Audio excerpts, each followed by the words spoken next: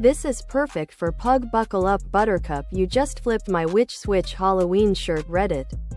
A claim that can never be confirmed is stated and taken as fact, so that everyone will upvote it in.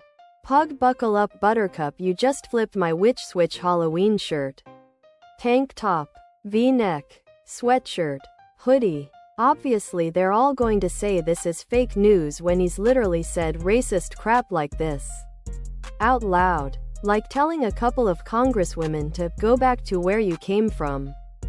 In Pug. Buckle up Buttercup, you just flipped my witch switch Halloween shirt, saying immigrants come from countries. It takes a special type of cognitive dissonance to separate the attorney and the crimes he committed from the client, of who he committed those crimes for.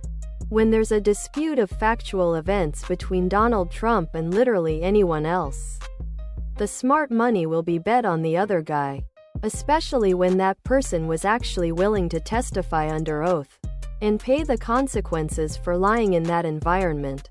Other products.